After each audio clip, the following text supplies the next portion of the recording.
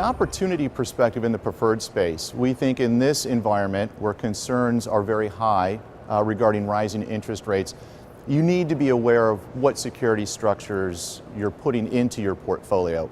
So from our perspective at Nuveen, we think that the use of fixed to floating rate securities or fixed to variable rate securities, so these are securities that start off with a fixed rate coupon, and then after a certain period of time, if they're not redeemed by the issuer, that coupon will turn into a floating rate coupon.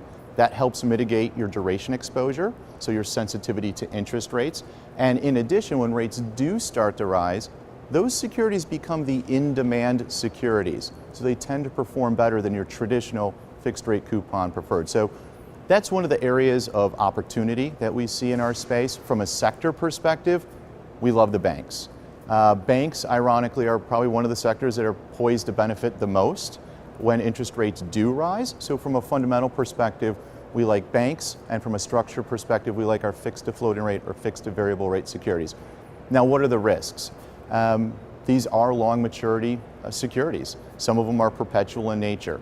And so for those investors that are holding today the traditional fixed rate coupon structures, they need to keep an eye on those securities, because not only may their duration be long today, but as interest rates rise for those traditional fixed rate coupon callable preferreds, their duration is going to extend.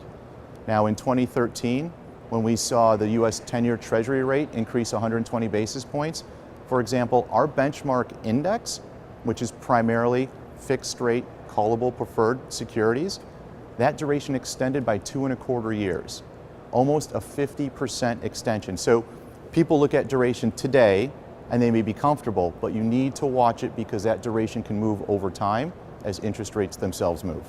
You know, how should an advisor organize their portfolio and take advantage of those securities? Well, there's a couple ways they can do it. First, they can go into the market themselves and they can purchase these preferreds. They are available. Unfortunately, the population of fixed to variable rate and fixed to floating rate preferreds is much more prevalent. It's much larger on the $1,000 par side of the market, which can be a little bit more difficult for the retail investor to access. Or the solution that we prefer is that maybe an advisor look at an actively managed solution, perhaps an open-end mutual fund, depending on their risk profile, maybe a closed-end fund if they're really looking for an income solution.